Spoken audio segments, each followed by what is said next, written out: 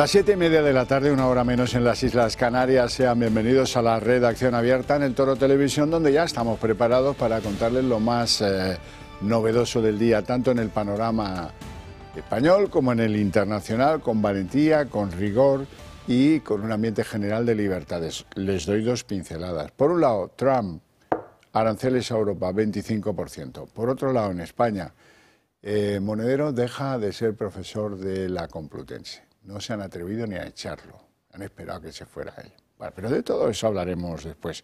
Ahora vamos a hablar de salud porque ya me acompaña aquí don Adolfo Albistur. Muy buenas tardes. Muy buenas tardes, noches, porque Xavier, yo no sé en qué hora del día vivo. Bueno, mejorando tu vida y protege tu vida son sus marcas. Y entonces hoy vamos a hablar. Me ha traído don Adolfo Albistur un libro que me tiene que contar y vamos a hablar de todos esos productos, el guante que ya lleva puesto, que sirven para que la gente que sufre de artrosis no tenga dolor. Sí, es lo más importante. Un espectador que es súper asiduo vuestro, que es fisioterapeuta, lo ha comprado y dice, oye, de verdad lo compré con todas mis dudas, ¿no? Pero he de decir que calma muchísimo el dolor. Con mucho prejuicio. Con mucho prejuicio, pero he de decir que lo diga un fisio, pues la verdad es que calma muchísimo el dolor. Y sí es verdad, o sea, fundamentalmente lo que nos va a hacer el guante es calmarnos el dolor. Cuando empiece un poquito el dolor, ya en un dedito, ya tenemos que sospechar que vamos camino de.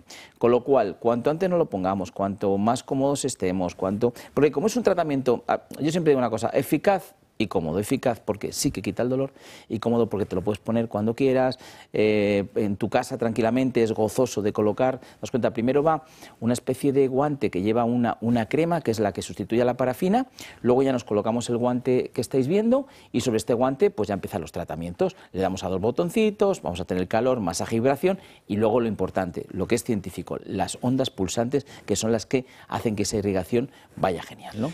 Ese mismo tratamiento, hecho sin el guante, requiere de al menos 3 horas de tiempo perdido y de incomodidad y de no poder hacer otra cosa. El guante permite, pues, combinarlo de otra manera, 20 minutos de aplicación, poder ponértelo cuando te vas a meter en la cama y aprovechas el tiempo y ganas, pues, unas cuantas horas. Unas cuantas horas. Y luego ya tenemos también otros tratamientos que ya que son, digamos, para otras zonas, como tenemos la rodilla, la rodillera. Aquí son 10 minutos, claro, evidentemente. Con una tecnología distinta. Es diferente. Fíjate, el masaje, el calor y la vibración sí, porque eso es lo que da esa sensación gozosa, ¿no? de calmar, ¿no? El dolor. Pero luego aquí trabajamos con terapias de luz, que es infrarrojo ultravioleta, para que penetre dentro de la articulación. Y ya por último, lo que es el cinturón láser, que así le llamamos, que es un cinturón donde una vez que nosotros nos lo ponemos, que es simplemente abrirlo, lo podemos colocar tanto en la zona cervical, en la zona dorsal o en la zona lumbar. Aquí trabajamos con las terapias en LED, doble LED, para que llegue también a esa articulación, masaje, vibración y calor. Así que tenemos todo el pack. Bueno, pues don Adolfo Albistur, un placer enorme, pero me tiene usted que contar qué significa esto del libro. Sí, mira, el libro, bueno, antes digo, que sepan que a partir de ahora todos estos productos, porque ha sido alguna petición, es decir, a nosotros nos llamabais comentándonos, oiga, mire, eran ya consultas médicas. Bueno, pues ahora vais a tener la telemedicina, es decir, vais a poder llamar 24 horas a un médico, eso es gratis también con cualquier producto para que tengáis todas las dudas médicas o las puedan resolver ellos. Y el libro es algo muy especial, nosotros estamos haciendo un programa que se emite los sábados a las 9:30 de la noche. Y que le felicito porque trae usted a médicos muy relevantes. Sí, la verdad es que son gente encantadora, nos enseñan muchas cosas, tanto en la parte profesional como en la parte personal, gente con vocación, con valores, de eso se trata. Y bueno, este libro es de 10 médicos, la verdad es que son todos muy buenos, pero hemos elegido 10 para que, bueno, pues a través de sus vidas y un poquito también mis vivencias, pues hemos hecho una cosa novelada, muy bonita y que con cualquier producto lo tiene usted gratis, simplemente llamándonos y decir, oye, que quiero el libro. Es un regalo que hacemos y si alguno también tenéis ya el producto y os apetece tener el libro, pues encantadísimos de que lo tengáis y que lo leáis, se lee facilito porque no es muy... Y la verdad es que, bueno, yo lo he hecho con todo el cariño del mundo y espero que les guste. Adolfo Albistur, un placer enorme tenerte en el programa. Gracias por andar cavilando soluciones. Espero que esto no termine ahí, que saques más soluciones, porque hay gente que tiene artrosis, pues por ejemplo, en los pies, ¿verdad? Ahí estamos, ahí estamos. Bueno, pues nada, ya nos darás noticias. Gracias. Vamos a iniciar nuestro recorrido por las noticias internacionales, en primer lugar, y respecto del conflicto de Ucrania, hay grandes novedades ahí. Donald Trump ha llamado a capítulo al presidente ucraniano Zelensky, que va a ir el viernes a Estados Unidos y que, a pesar, se ha olvidado de que le llamaba dictador y no sé cuántas las cosas, para firmar un acuerdo que permita a Estados Unidos y a Ucrania compartir en unas nuevas compañías que están por ser creadas, no sé si al 50%, esto está todavía en secreto de sumario, las tierras raras o las materias estratégicas, el gas y el petróleo. Al mismo tiempo que eso sucede, Rusia continúa atacando con drones el territorio de Ucrania. Eso que ven son imágenes de esta noche y, bueno, pues como ven, esto sigue, la contienda sigue, las negociaciones, pues sí, bien, pero los drones siguen atacando edificios. Y hoy el ministro ruso de Exteriores, Sergei Lavrov, ha anunciado que se van a ver con Estados Unidos dentro de nada en Estambul, en Turquía, después de aquella primera ronda en Arabia Saudí. Este hombre ha dicho pues, que están preparados para verse este jueves con la administración de Estados Unidos y continuar charlando. No quiere decir esto que de esa reunión el jueves en Estambul vaya a salir un acuerdo de alto el fuego, pero bueno, es un avance. Será la segunda reunión y eso siempre es positivo. Tengo que contar también, a propósito ya de la administración norteamericana, que Donald Trump se ha decidido por un 25% de aranceles para lo que llegue de la Unión Europea, que es tremendo. Eso es una mala noticia para muchos. Hay países muy afectados. Nuestro saldo comercial es negativo para España, así es que dentro del panorama europeo debemos ser de los menos afectados.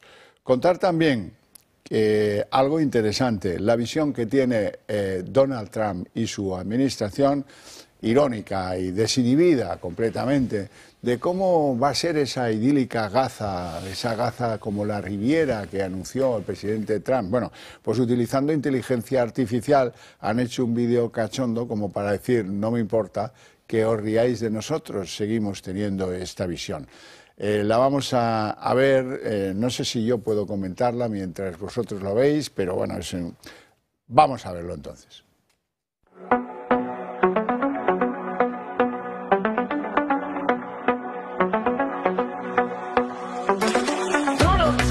Set you free, bringing the light for all to see. No more tunnels, no more fear.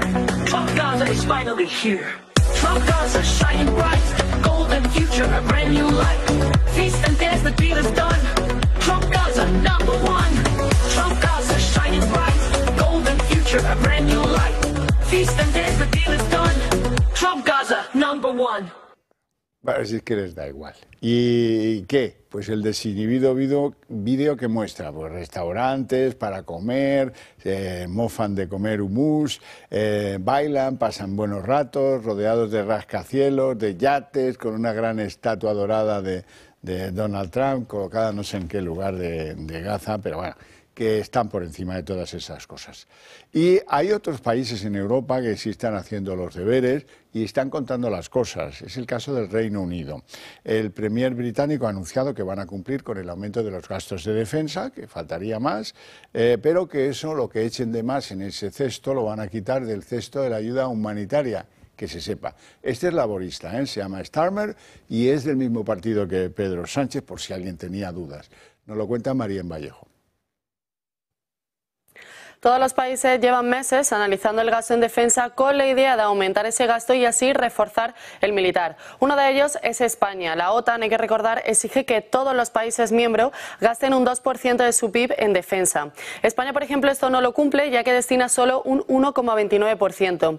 Y este tema ha cogido ahora especial protagonismo porque la OTAN prevé aumentar esta exigencia al 3,7% a final de este verano. Trump, por su parte, considera esta cifra baja y apuesta por elevarla al 5%. Pedro Sánchez ya dijo que su gobierno se comprometió a aumentar el gasto para llegar a ese 2%, pero no es el único país. El primer ministro del Reino Unido anunció ayer que se comprometía a elevar el gasto en defensa hasta el 2,5% en el año 2027, un 0,5 más que lo que destinan actualmente. De hecho, confirmó su intención de llegar al 3% en la siguiente legislatura. Pero claro, normalmente cuando se eleva el gasto en algo se recorta de otro lado, y más en una economía como la del Reino Unido. Aquí es donde surge ahora la polémica, porque el recorte vendrá en fondos como el de la ayuda exterior, que caerá 2 décimas, hasta el 0,3%. Esto además ha sido criticado por la oposición inglesa, porque en el programa electoral del Partido Laborista se presentó un aumento de la ayuda de hasta el 0,7% del PIB, algo que de momento no se va a cumplir. Todos estos movimientos vienen también de la mano de la situación en Ucrania y de todas las conversaciones que Trump ha estado manteniendo con Zelensky y con Putin. Bueno, y en el panorama judicial, antes de entrar en eso de la corrupción, que ya llegará el momento, tenemos que hablar de algunas cosas que, en fin, que no están al alcance de los ciudadanos normales. Hay que estar muy al alcance de información, saber interpretar lo que pasa ahí no está al alcance de todos. Por eso le he pedido a don Javier Borrego que me acompañe esta tarde para hablar de algunas cosillas. Don Javier Borrego, como recordarán, fue magistrado en el Tribunal Supremo, fue juez en el Tribunal Europeo de Derechos Humanos, es abogado del Estado, ejerce la abogacía en el despacho Durán y Durán Abogado. Muy buenas tardes, bienvenido. Muy buenas tardes, don Gracias Javier. por estar aquí, lo primerito. Vamos a ver, en primer lugar, ¿qué es eso del famoso protocolo este? Que no hacemos más que leer de un protocolo, pero no sabemos de qué va eso. Bueno, un protocolo es un añadido al Convenio Europeo de Derechos Humanos. En concreto estamos hablando del protocolo 16, el último hasta la fecha. Este protocolo nació a principios de este siglo XXI como un complejo del Consejo de Europa ante la cuestión prejudicial. En el ámbito de la Unión Europea hay una cuestión prejudicial, los tribunales pueden dirigirse directamente un juzgado a primera instancia al Tribunal de Justicia y pedirle si es compatible una norma española con el derecho de la Unión, que es el derecho prevalente. En el caso del Supremo y del Constitucional, si hay duda, es obligatorio que lo planteen porque son las últimas instancias. Es vinculante la sentencia del Tribunal de Luxemburgo, en fin, es una cosa muy seria porque están hablando de un derecho superior que es el derecho de la Unión. Entonces, como había un cierto complejillo en el Consejo de Europa, empezaron a hablar de que nosotros tenemos que hacer algo y se les ocurrió, después de 13 años, yo participé en algunas reuniones, hacer un protocolo 16 para opiniones consultativas. Pero el sistema es absolutamente distinto. No son obligatorias, únicamente pueden pedir esas opiniones consultativas los más altos tribunales, que básicamente en todos los países que han ratificado son el Constitucional y el Supremo respectivos, y facultativo pedirlas, no vinculantes, y tiene que pasar un filtro. Y se exigía 10 estados para entrar en vigor ese protocolo. Desde 2013 que se hace hasta el 2018 pasan 5 años para conseguir 10 estados. Y desde 2018 hasta ahora han pasado 6 años, o 7 si se quiere, y ha habido 6 opiniones consultativas y 3 rechazadas. 2 francesas, 2 armenias. Francia tiene mucho interés porque le encantaba eso a un presidente que hubo en el tribunal, pero es algo que no tiene trascendencia, que es humo, porque no es ni muchísimo menos importante. Lo que a mí sí me parece muy grave, don Xavier, es que Junts presuma en los medios de que gracias a él ese protocolo ha sido firmado y va a ser ratificado en el Congreso. Y que diga que gracias a ese protocolo, si hubiera estado en vigor antes, no había habido sentencia del proceso. Don Xavier, ¿hasta qué hemos llegado? Usted puede opinar lo que usted quiera, pero mire usted, manosear, ensuciar el Convenio Europeo de Derechos Humanos, por favor, lávese las manos y métaselas en el bolsillo. No diga usted tonterías. Pero no se crea usted que dicen tantas tonterías, saben lo que están diciendo. Ese protocolo es humo. Muy difícilmente van a plantear, y además que se admita la cuestión y demás. Pero ¿qué es lo que pretenden? Los derechos humanos, siempre están con los derechos humanos, y el derecho humano a la igualdad entre todos los españoles, ese no importa, porque ellos son superiores a nosotros, para ellos son.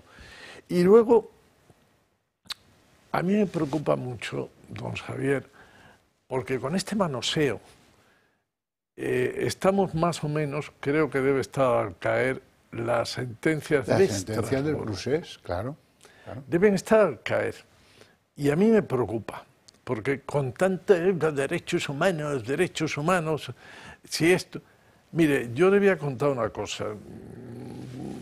Piense usted que a lo mejor es imaginación mía, piense usted que a lo mejor yo estaba presente y lo viví, piense usted lo que quiera, no le voy a dar más pista. Usted imagínese, usted recuerda el caso de la doctrina Parot. Hombre.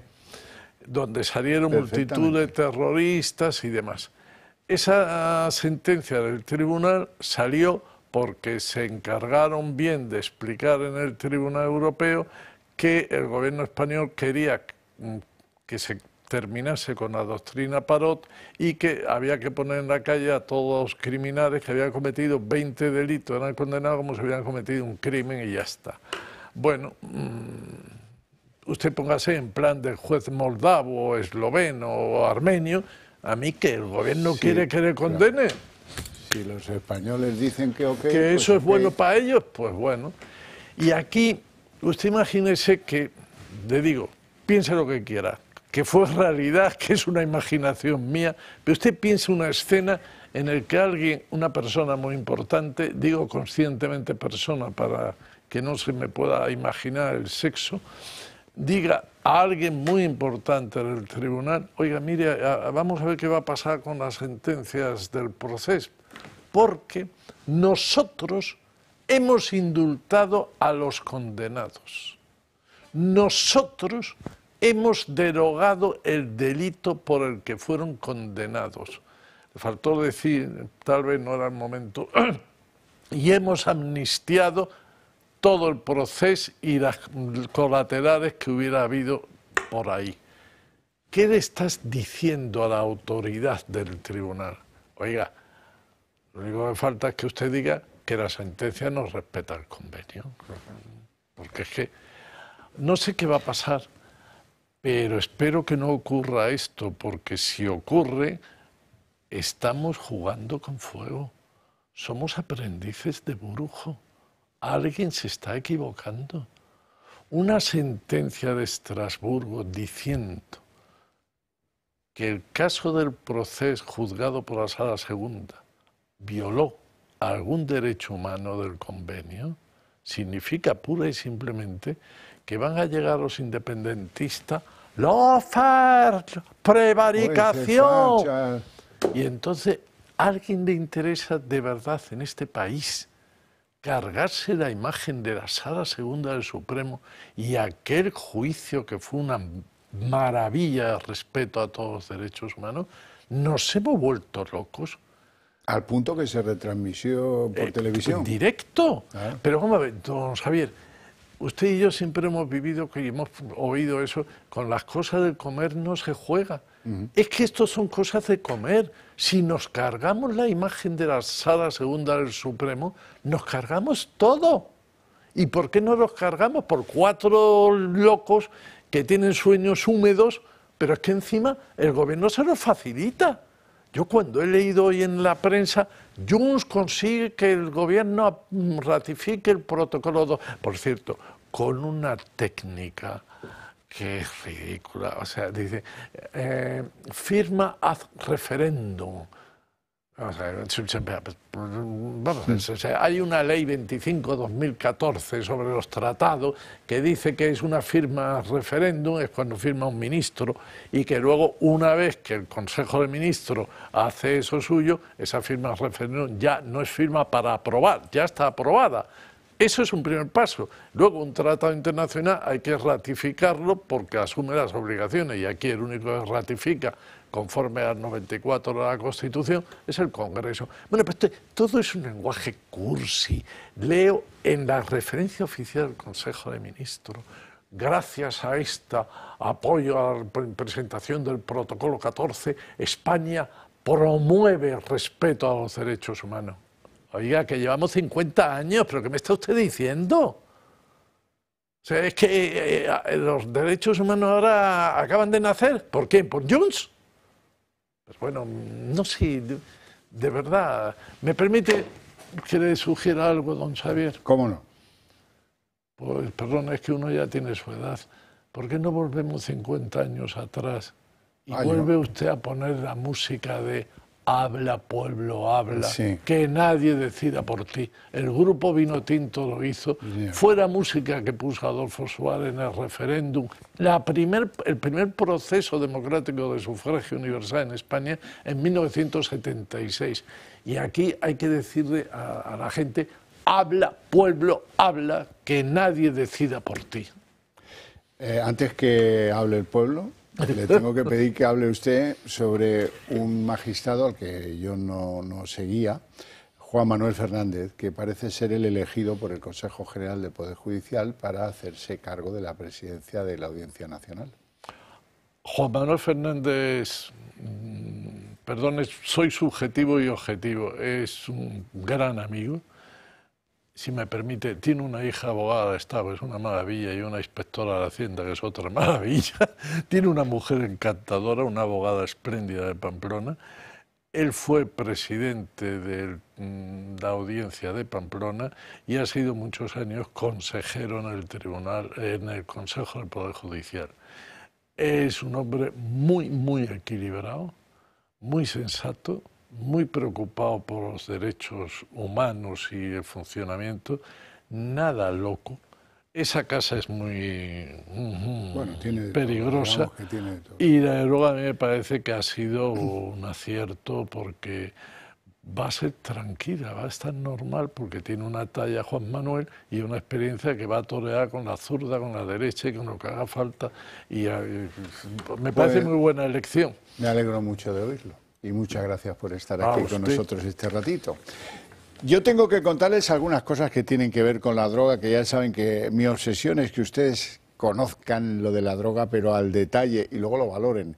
Y luego le exijan a ese partido al que le entregan su voto que tenga en su programa político, tenga bien incorporar algunas medidas para que esto de la droga vaya a menos y no a más. Hoy nos vamos a Estepona. Bonito, ¿eh? El lugar. Bueno, la Guardia Civil ha detenido en Estepona, Málaga, España, al principal narcotraficante de Alemania. ¿Y qué hacía en Estepona? Pues ya se lo pueden imaginar. Ya saben que los narcos dicen: qué bonito país, y qué sentencias más poca cosa, y qué bien te tratan en la cárcel, qué educados son en la Guardia Civil, uy, los de prisiones, qué buena gente. Nada, oye, yo me voy a vivir allí porque si me trincan, pues tranquilo, no pasa nada. Un tiempito en la cárcel, salgo y vuelvo a empezar con lo mío. Las organizaciones opinan de la misma manera. Y de Estepona nos vamos a la provincia de Huelva, que es una de las que está más amenazada por el tema del narco.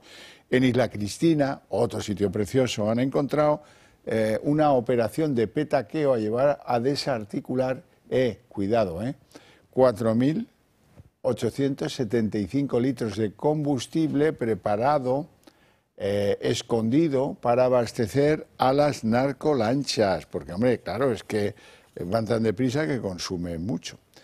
Bueno, pues hasta aquí lo de la droga en el día de hoy, que no me negaréis que no es jugoso. Antes que irnos a publicidad para abrir la mesa de análisis político, tengo que alegrarme, con todos vosotros, de que han podido abrir una familia que tenía varias panaderías en Catarroja, que quedaron destruidas por el efecto de la Dana. Hoy han podido reabrir estas panaderías, y bueno, pues para ellos es un momento absolutamente de merecido orgullo, porque les ha costado una barbaridad poner esto al punto de ponerlo reabrir y recibir a sus clientes como antes.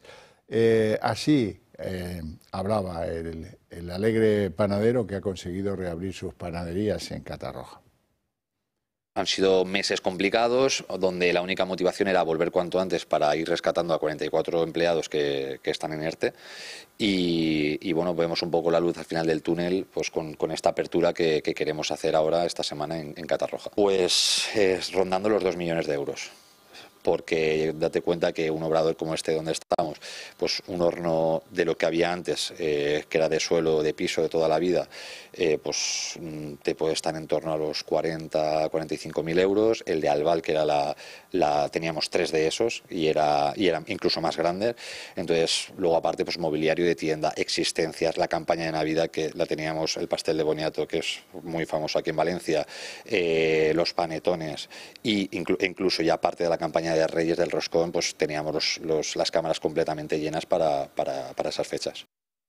Noticias del grupo El Pozo. El piloto de motociclismo español Pedro Acosta se convierte en nuevo embajador de marca de El Pozo Alimentación, organización con la que comparte los valores de esfuerzo, calidad, personalidad, ser referentes en sus respectivos campos de actividad y su origen murciano. Pedro Acosta ha sido campeón de la Red Bull MotoGP Rookies Cup en 2020 y del Campeonato del Mundo de Motociclismo en 2 ocasiones, el de Moto3 en 2021 y el de Moto2 en 2023, siendo así el español más joven de la historia en alzarse con un título mundial de motociclismo de velocidad. Lo hizo con 17 años tan solo y segundo piloto más joven de todos los tiempos tras Loris Capirossi. El pasado año debutó en la categoría reina de MotoGP y desde principios de este año es piloto oficial del equipo Red Bull KTM Factory Racing. El acuerdo entre Pedro Acosta y El Pozo Alimentación conlleva la inclusión del logotipo de la marca en el brazo del mono del piloto, así como su colaboración en acciones dentro del entorno digital. Y nos vamos a ir a publicidad antes de que demos apertura aquí a la mesa de análisis político.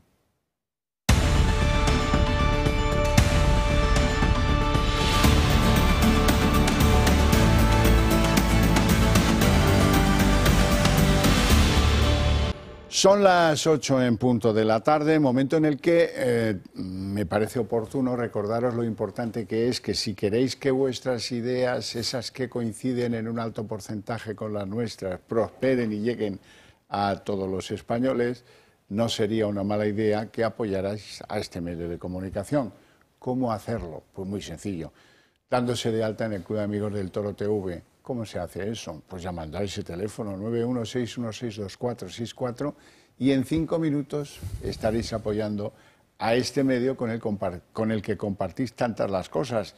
Y además nadie puede negar que eso es mejor que esperar esas reuniones navideñas o de Semana Santa para tratar de difundir esas ideas, esas ansias de libertad que compartimos.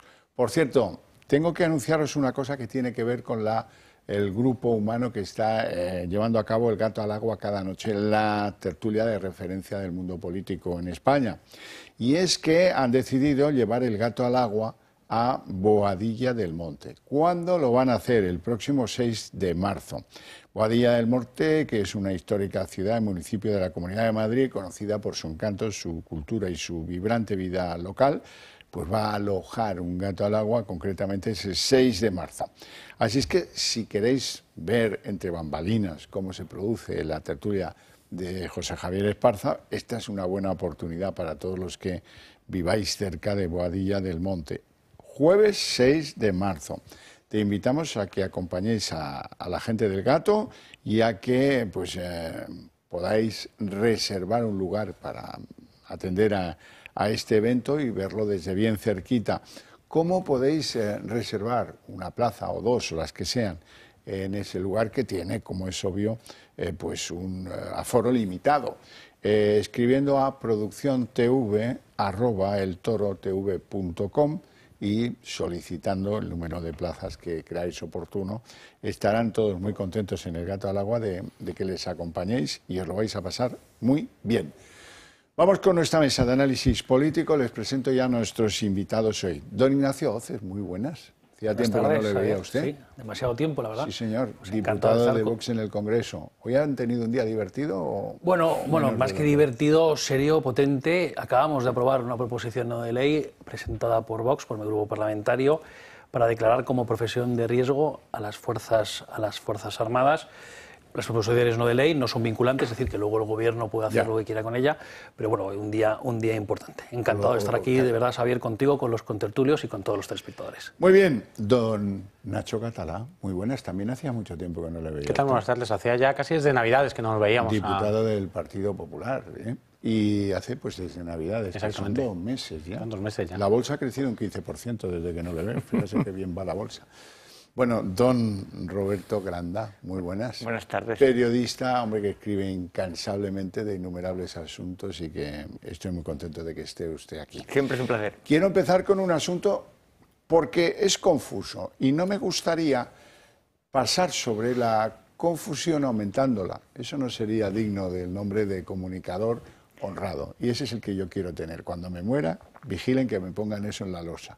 Comunicador honrado, nada me haría más feliz. Bueno, la cosa es, sabemos que Monedero ya no va a aparecer por la Complutense. Unos medios, si lo miran, van a decir, Monedero desaparece de la Complutense.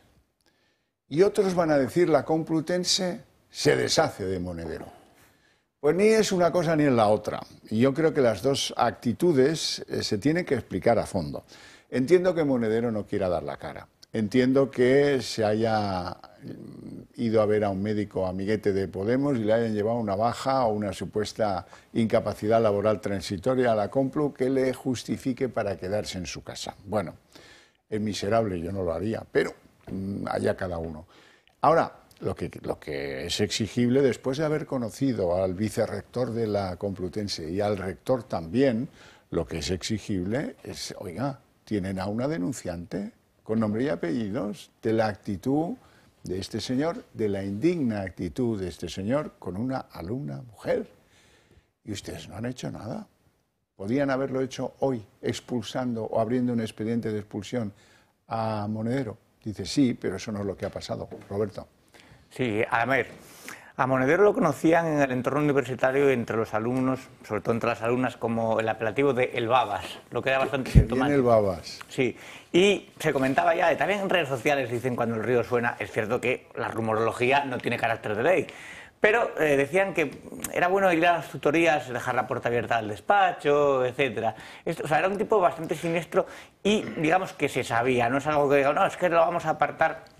Claro, en base a un rumor o a una acusación, tú no puedes apartar a alguien si no hay condena en firme. Pero ¿qué pasa? Que estos eran los adalides precisamente de esa idea, de en el momento que, hermana, yo sí te creo, hay que cancelar a esta persona. Han creado ese mundo, ¿no? Esa ideología de género y claro, ahora eres víctima de tu propio monstruo. De todas formas, yo dije que a Monedero lo apartaría hace mucho tiempo, pero no solamente por acosador, sino porque ese hombre se llevó ya $500.000 de euros de la miseria venezolana en su momento. Tuvo problemas con Montoro, decía Montoro, no te tengo miedo, al ministro de Hacienda de entonces. Y claro, y digo de la miseria, pero cuando tú trabajas para el régimen de Venezuela, lo que te estás llevando es dinero de la miseria venezolana. Y él era un íntimo amigo de Chávez, decía, hombre, Juan Carlos, mi hermano, ¿cómo está? Y decía, oh, comandante, ¿cómo se le echa de menos? Y luego, cuando falleció Chávez, decía que le lloraban orinocos por los ojos y más. Era un pieza en todos los sentidos, ideológico y también luego de manos largas. Nacho, ¿tienes algo que añadir a lo de Monedero? Sobre este infecto personaje de la política española, pues en realidad lo que dan ganas es de no decir nada, pero el problema es que vuelve a demostrarnos que Podemos ha sido el gran fraude de la política española durante los últimos 10 años. Esta gente que venía a saltar los cielos cuando en realidad lo que venía es a saltar el bolsillo para llenarse los sellos y vivir mejor que nunca. Esta gente que comenzó con el hermana, yo sí te creo, con esa revolución loca feminista y que luego nos acaba demostrando que los Pablo Iglesias, los Errejones y los Monederos eran los número 1 en el baboseo y en el manoseo. Y yo creo que una pequeña reflexión. En la Complutense, el rector Goyache y el equipo actual rectoral tendría que hacer una reflexión. sobre cómo se ha dirigido la Complutense en los últimos años. La Complu es la principal y la primera universidad de este país y nos encontramos ahora con que tenían a profesores de esta calaña o que a la mujer del presidente le crearon una cátedra por ser vos quien sois. Y por lo tanto, oye, quizás estos escándalos que están sacudiendo a la que, como decía, es la principal universidad de nuestro país, debería llevarles a una profunda reflexión, aunque sea para mejorar un poco.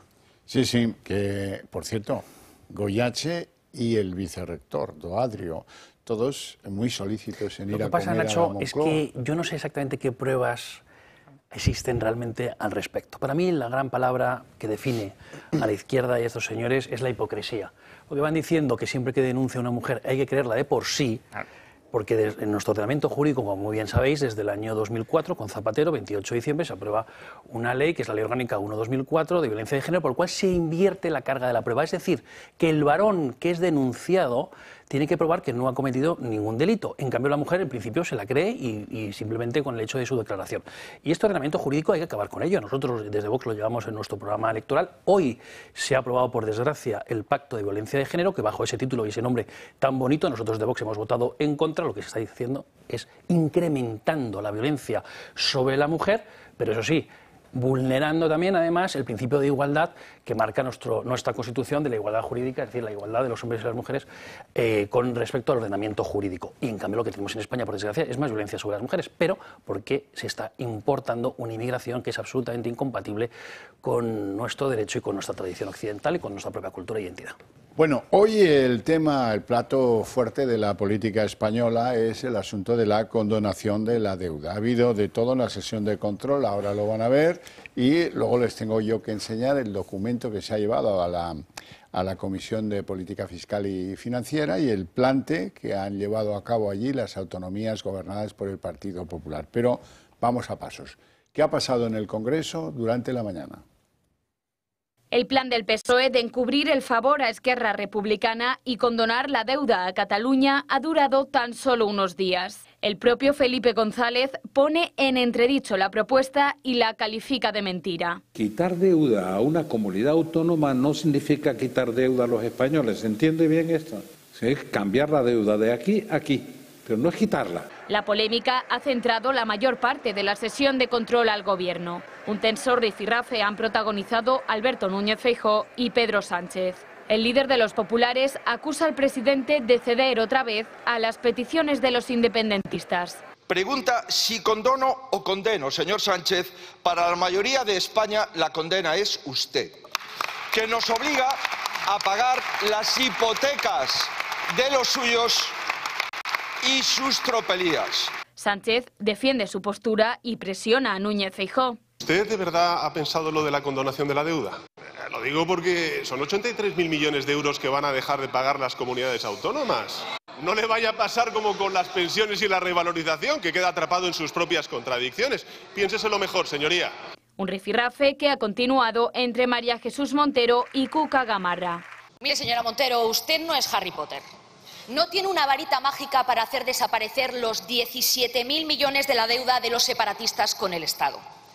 ¿Y cómo vamos a pagar esa deuda a todos los españoles? Pues con su infierno fiscal. No se sostiene, señora Gamarra.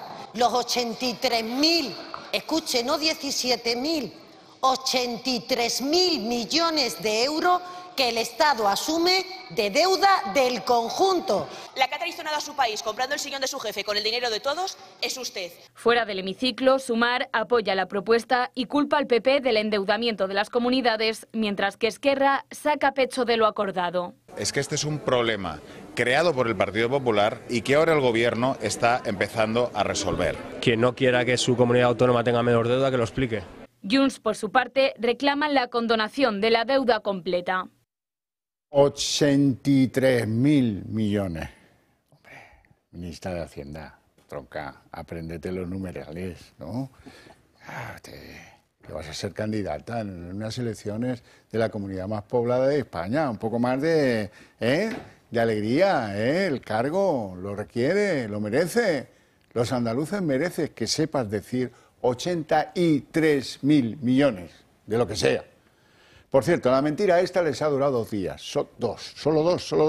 Se ha dado cuenta hasta Felipe González, que se dedica media semana a hacerse más millonario todavía y un ratillo a entender qué pasa en la política de lo que decide Pedro Sánchez, y que le ha metido un cuerno hoy que ni los toreros mexicanos en la plaza de Cuernavaca, que es una de las más peligrosas. Don Roberto. Mira, el ser humano, el andaluz es el ser humano de menos valor de la península. Lo decía Jordi Pujol en La inmigración, problema y esperanza de Cataluña, 1976. Lo digo para que Montero se siga haciendo el juego. Por eso, para mí, es un sujeto interesante de estudio. El votante socialista madrileño, asturiano, extremeño, tiene una especie de síndrome de Estocolmo, tal vez de bristofilia, que es sentir atracción hacia el delincuente, hacia el que roba, hacia el que te causa mal. Porque, a ver, celebran el fin de la igualdad entre españoles. Y aquí sabemos que han estado negociando el PSOE pacta con Esquerra Republicana y con Junts unos meses después del golpe de Estado, y siguen haciéndolo a diario, uno que es un convicto y el otro es un fugado. Porque, a ver, Oriol Junqueras, ese supremacista tardío, es tardío porque se dio cuenta tarde que era supremacista. Claro, cuando era pequeño él se miraba al espejo y no se veía como supremacista. Pues era el consejero de Economía durante el 1 de octubre, además del vicepresidente de la Generalitat. Por eso era el que llevaba las cuentas. O sea, por eso sigue condenado por malversación agravada y está inhabilitado hasta 2031, porque sabéis que eso en la amnistía, la malversación agravada, no se pudo quitar. Entonces, que esto se apoye y se siga vendiendo el discurso de que no, esto es para la igualdad entre comunidades, pero ¿por qué quieren tomar a la gente por tonta? Quiero decir, a lo mejor hablan para sus votantes, pero el resto de españoles saben que les están robando y saben que la mayor parte de sus impuestos, o mucha parte de sus impuestos, van para condonar esta deuda de Cataluña, que pagamos la fiesta supremacista, nacionalista de todos los catalanes que han dado golpe de Estado. Vamos a ver el documento que ha entregado Montero por la tarde a las comunidades autónomas y, bueno, pues este documento lo que planteaba era, eso sí, una especie de condonación que no es tal, porque lo que en realidad hace esto no se puede llamar condonación, tiene razón Felipe González. Esto es la mutualización del dinero que deben las comunidades autónomas, con un par de agravantes. Primero, que lleva a muchas comunidades al anverso de la situación a las que debería llevar. Lo lógico sería que al que ha gastado en exceso le leyeran la cartilla, le pusieran unos warnings y le dijeran, mira, de este espacio no te puedes mover.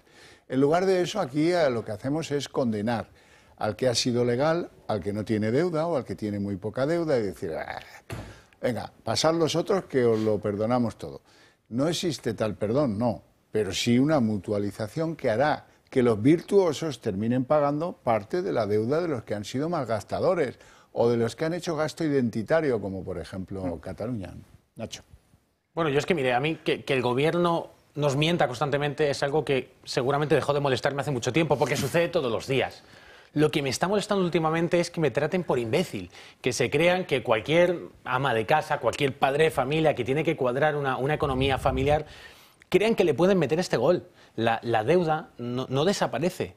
La deuda, como usted estaba diciendo, lo que se hace es mutualizarla. Y resulta que vamos a tener que ser todos los demás los que paguemos el despilfarro de la TV3, del Diplocat y las embajaduras de Cataluña en el exterior, la administración absolutamente loca que tienen en la autonomía de Cataluña y sobre todo que lo vayan a hacer fundamentalmente los madrileños. Y es que no sé si el que nos ve en casa sabe que en Madrid hay un pueblo muy pequeñito que se llama Loeches. Loeches es un pueblo rural que tiene 2.000 habitantes apenas, pues a cada uno de esos habitantes le va a costar 300 euros que Santos Cerdán, que es el número 2 orgánico del Partido Socialista, se haya ido a reunirse con un prófugo de la justicia fuera de nuestro país y ese prófugo le haya exigido que para retirar la cuestión de confianza, que por otro lado es una cortina de humo del independentismo, había que hacer una condonación a Cataluña.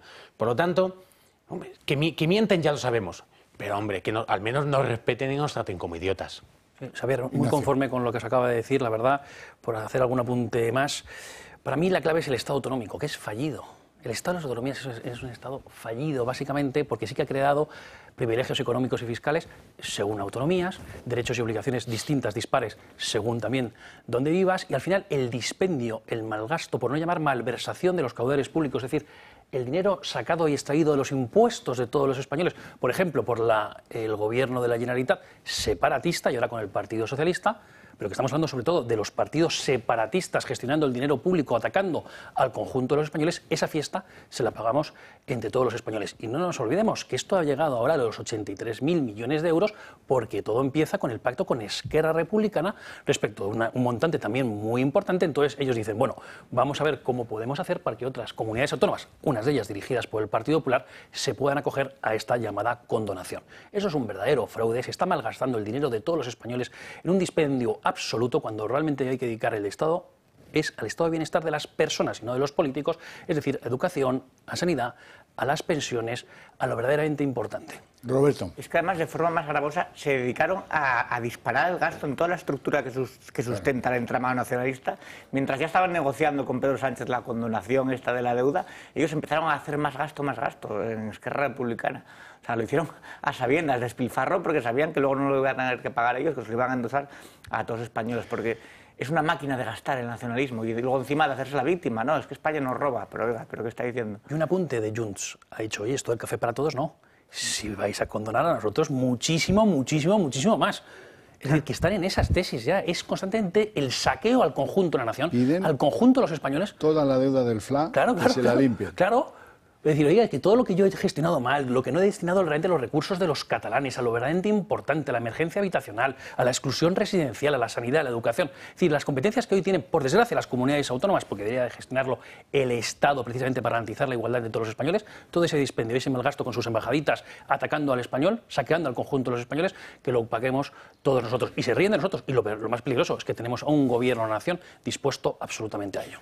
Bueno, la verdad es que el Gobierno en ese Consejo de Política Fiscal y Financiera, que es el que tiene que dar el pase, el ok, al pacto este que plantea de los 83.000 millones de Montero, ahí tiene la mitad de los votos el Gobierno.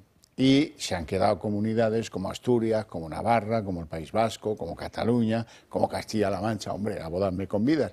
Y se han marchado, ahora vamos a ver imagen, se han marchado las autonomías del Partido Popular, así que se ha empezado a hablar del trámite de la propuesta de los 83.000 millones. Mira que es difícil decirlo como lo dice esta señora, ¿eh?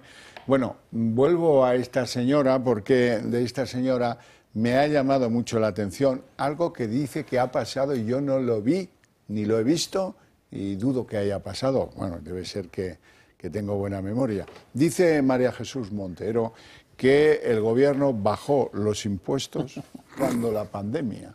Escúchenla y guárdenselo.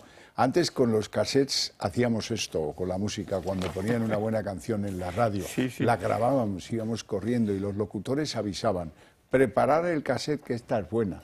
Aquí no, pero no os preocupéis que yo ya me encargo de archivar este corte, que es como le llamamos en la tele, y utilizarlo bastante a menudo porque voy a buscar si esto que dice esta señora es mentira o es mentira. Este gobierno ha bajado los impuestos durante la crisis de la pandemia, durante la guerra de Ucrania y la inflación en más de 30.000 millones de euros. Seguimos estando 4 puntos por debajo de la media europea en presión fiscal. ¿Y ustedes qué dicen, señoría, que hemos subido los impuestos? ¿Me puede decir en qué página del diario de sesiones este Congreso ha aprobado aumentar los impuestos a las rentas de 1.184 euros al mes? Se lo digo yo, en ninguna. La cara que pone la colega Yolanda ahí sentada al lado haciendo así, parezco yo mismo, me siento identificada en este caso. Mire, la presión fiscal no mide nada, el esfuerzo sí. Si mira usted el esfuerzo, verá que ustedes no han bajado los impuestos ni en la pandemia, ni en la guerra de Ucrania, ni deflactaron los impuestos cuando nos afectaba la inflación. Y lo sabemos todos los españoles, así que no cuente milonga. Por cierto, señora de los 83.000 millones, ¿cómo es que usted está el lunes peleando por 2.000 millones, que es lo que cotizan los del salario mínimo interprofesional en el IRPF y no se lo quiere dar? Y luego está regalando 83.000 millones. De verdad que es de ir al loquero, ¿eh? La cosa no es fácil de entender. Tú escuchas a esta señora, te dicen que es ministra de Hacienda y lo primero que te pide el cuerpo es irte a Andorra o a Panamá con Almodóvar. O sea, Andorra y Hacienda son oxímoron. Pero además es que te mienten de algo que es tan fácilmente comprobable. Te mienten con algo que lo hemos sufrido todo, que sabemos cuando vamos al supermercado lo que nos cuesta, que ha llegado la factura de la luz del mes de enero y es la más cara de la historia, y al que le ha llegado la factura, a los que nos ha llegado, lo sabemos que la hemos sufrido. Entonces, que lo haga de forma tan descarada, con algo tan fácilmente comprobable, luego dices, bueno, te mienten en todo lo demás. Y luego Yolanda Díaz está ahí como diciendo, madre mía, ¿qué dice? Pero es que claro, cuando habla Yolanda Díaz, tal vez la que haga ese gesto es Montero, porque claro, habla una y sube el pan, habla la otra y sube la luz. Es casi claro, Yolanda Díaz, desde que la han llamado guapa, pues está muy ella así, muy subida. Por cierto que hay un anuncio estupendo por ahí que la enseña, la muestra, y recordando aquello que decía un cantante, si bebes no conduzcas, Stevie Wonder, dice, si la ves guapa no conduzcas. Que me parece genial. Nacho. Bueno, lo decía Ignacio durante el corte, es que habría que ver las caras de esos diputados del Partido Socialista que no saben dónde meterse, mientras su ministra de Hacienda dice que han bajado los impuestos cuando todo el mundo sabe que los han subido más de 200 veces, donde tenemos la mayor recaudación de la historia de un gobierno que ni siquiera tuvo el pundonor de deflactar el IRPF, que es el principal impuesto que pagamos los ciudadanos, para aliviar precisamente un poco la presión fiscal. Y todo esto lo dicen sin ruborizarse, pensando que todo el mundo que está escuchando somos perfectamente idiotas, que no nos damos cuenta de cuánto ha subido la vida, de cuánto ha subido la gasolina, de cuánto ha subido la cesta de la compra, y que gran parte de todas esas subidas se deben precisamente a las subidas de los impuestos que quieren recaudar o que han necesitado recaudar más para pagar las facturas que vienen pagando desde la moción de censura, porque a día de hoy, ahora que se habla tanto del problema del alquiler en España, el peor alquiler, el más caro que haya mismo en España, es el de la Moncloa, que el gobierno está dispuesto a pagar a cualquier precio, hoy a 17.000 millones de euros, con tal de que el número uno siga ahí sentado. Sí, desde que llegó Pedro Sánchez al Palacio de la Moncloa, que sepamos, ha subido los impuestos en más de 90 ocasiones. No sé si 200, nosotros hemos calculado en 90 ocasiones, pero es que es increíble esto. Es decir, ¿cómo puede ser esta señora tal fraude de mentir así a la jeta a todos los españoles? Claro, decía esta señora ya, oye, es que nos gustaría que encima hicieras mayores ajustes, por ejemplo, que el dispendio que estás haciendo con las duplicidades, las triplicidades, el gasto político ineficiente, una administración poco ágil, que se calcula, según el Instituto de Estudios Económicos, en 60.000 millones de euros. Sí. Hombre, ya sería para nota, pero claro, esta señora ni entra en eso, que en 30.000 millones de euros también el dispendio como consecuencia de la inmigración ilegal nos cuesta a todos los españoles. Es decir, nosotros lo que abogamos es suprimir impuestos, reducir también una multitud de ellos, todos los tributos. Hay que hacer una reforma fiscal en todo el sistema tributario y, por supuesto, actualizar la administración para que sea más ágil, más eficiente y que no se malgaste ni un solo céntimo del dinero público. Bueno, pues nos vamos a ir a publicidad. Antes, dejadme que os cuente un chiste que es real, no me atrevería a otra cosa. ¿Os acordáis de Teresa Rivera? La señora malcarada con aquel rictus de estar bebiéndose enormes jarras de agua con vinagre.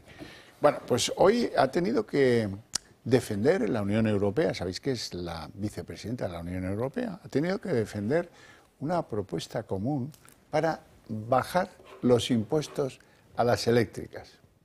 Claro, se han dado cuenta de que están, machucando al consumidor y que hay que pues reducir las ansias recaudatorias de los gobiernos europeos, entre los cuales uno de los que esta señora fue la que frió a las energéticas a un impuesto, al impuestazo contra las eléctricas, el impuestazo contra la banca. De la banca no es su competencia, pero aquí se ha tenido que comer el polvo, como se lo ha tenido que comer 2 veces ya con el fomento de la energía nuclear, que es el único futuro que tiene Europa, pues si no tenemos nada más.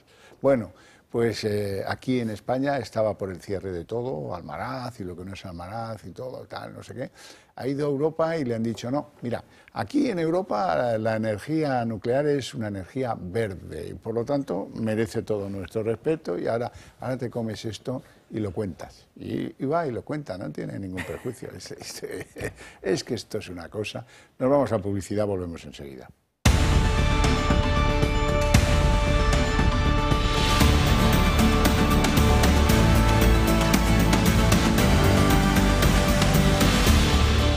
Bueno, hoy declaraba Cristina Álvarez, ya conocida por todos, la asesora que tenía en Moncloa, Begoña Gómez. Nada, ella no es responsable de nada. Mira que hemos visto los correos que dirigía a los patrocinadores con el sello del Ministerio de Presidencia. Oye, que te has retrasado, que nos debes 75.000 pavos.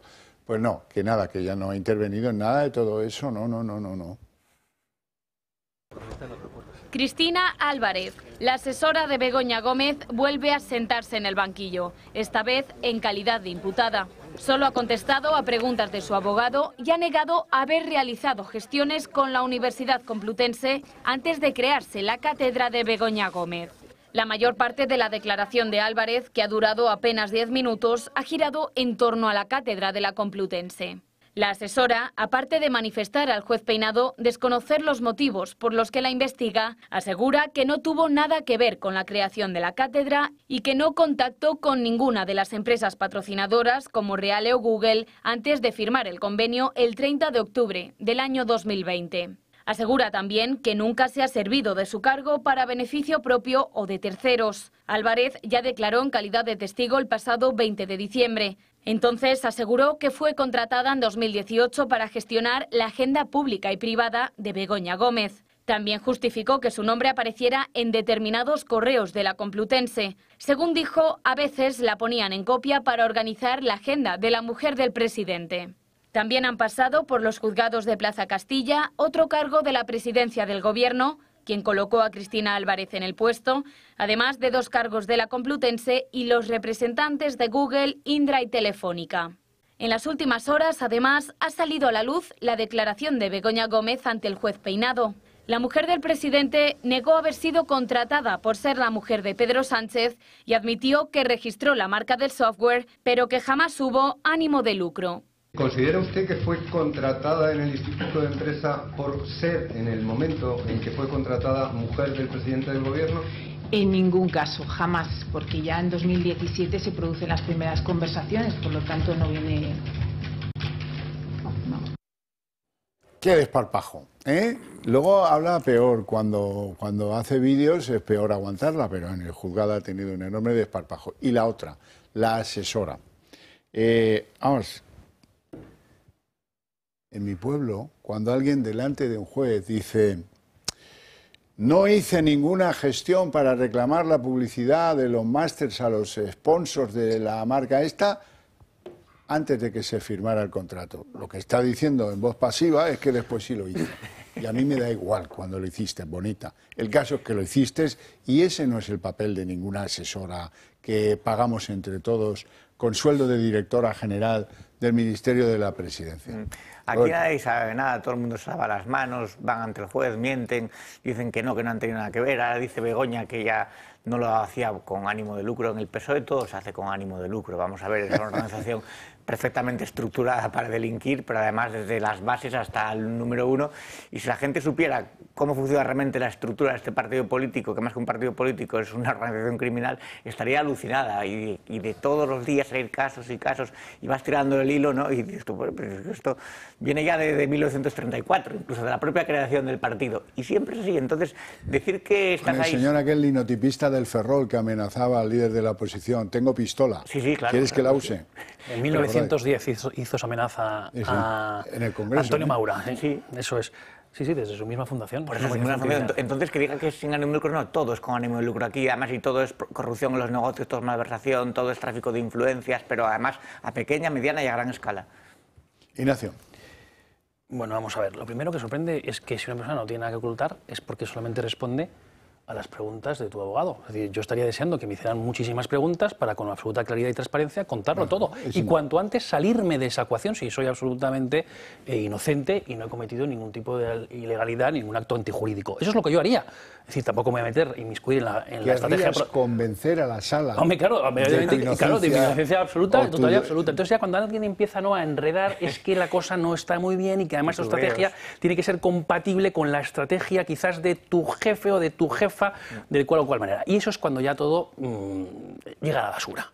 Llega a la basura. Y yo la verdad es que esta pobrecilla Cristina Álvarez, que está pues hablando así delante del juez, pues le recomiendo otra estrategia procesal. La verdad, que es que cuente toda la verdad y nada más que la verdad, porque todo lo demás le va a salir mal, porque tarde o temprano la vamos a cazar como no puede ser de otra manera. Pero vamos a ver, que una persona como Begoña Gómez, que no es licenciada, que a mí no me importa, de verdad, pero que no puede tener una cátedra en una universidad pública, yo diría que tampoco privada, pero eso es otra cuestión, porque eso ya depende del dinero de los accionistas. Claro, de los accionistas y tal. Pero una universidad pública, pagada por todos los madrileños, que al final se le conceda una cátedra, por tanto, un trato de favor a una persona que no es licenciada y ni siquiera podría cursar el propio máster que ella dirige, oye, pues no sé, en fin.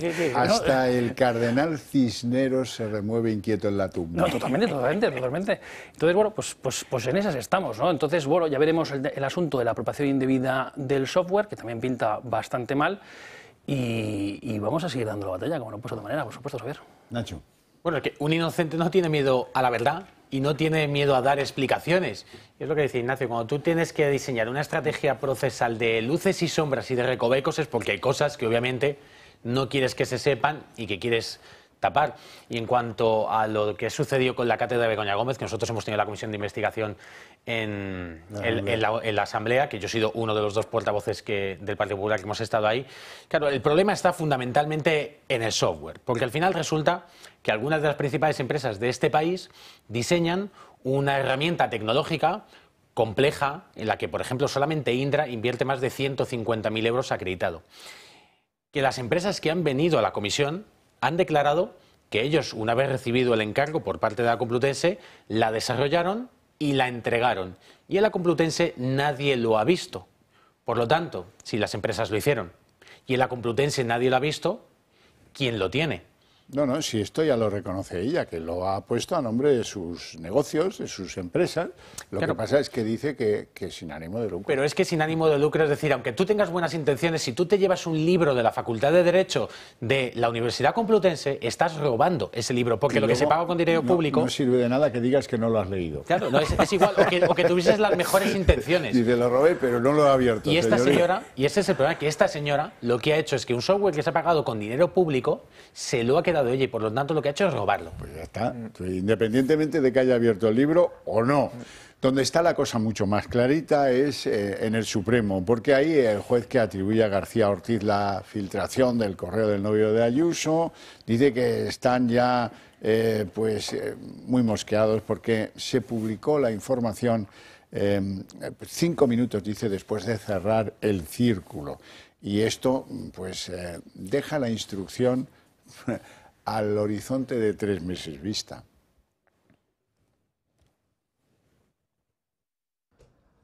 El juez Hurtado se reafirma y ve indicios de que Álvaro García Ortiz cometió un delito por publicar datos personales de González Amador. Así lo acredita en un nuevo auto que refuerza aquel en el que prueba la evidencia del borrado de datos de su móvil, casualmente el mismo día en que se conoce su imputación. De hecho, la UCO, en un nuevo informe remitido al Tribunal Supremo, apunta que el fiscal general del Estado no solo habría eliminado pruebas del dispositivo, sino que también lo habría reseteado una vez abierta la causa. En su escrito, el juez destaca que haya indicios de delito, dado el interés que mostró en hacerse con el correo con los datos de la pareja de Isabel Díaz Ayuso. Informaciones que, dice el propio juez Hurtado, eran personales y que, destaca, fueron publicadas en los medios tan solo 5 minutos después de que Álvaro García Ortiz las hubiese recibido. El instructor del caso pone el foco también en su mano derecha en la Fiscalía de Madrid, Pilar Rodríguez. Sobre ella destaca que mantenga la investigación por su pasaje en el que le daban ganas de meter un poquito más de cianuro a la nota de prensa de la Fiscalía. Con todo, el juez Hurtado rechaza los recursos presentados por el fiscal general y su subordinada para cerrar el caso, pero también ha decidido archivar la investigación contra Diego Villafañe porque asegura que no hay indicios para probar su imputación. Yo no he visto que en unos autos de un magistrado del Supremo se señale tan firmemente dónde está América. Me recuerda a las estatuas de Colón que veíamos cuando éramos niños. Ignacio Oces. ¿Qué hace García Ortiz? frente de la Fiscalía General del Estado, si no puede estar ni un segundo más. Claro. Es decir, yo creo que al final el deterioro de todas las instituciones y ahora de la Fiscalía, por desgracia, a los primeros que tiene que llamar la atención de una manera profunda es a los propios fiscales, es decir, a los propios compañeros de ese cuerpo tan prestigioso de la Administración, ¿no? Que tiene por misión defender la legalidad, tutelar la acción de la justicia, promover la acción de la justicia también.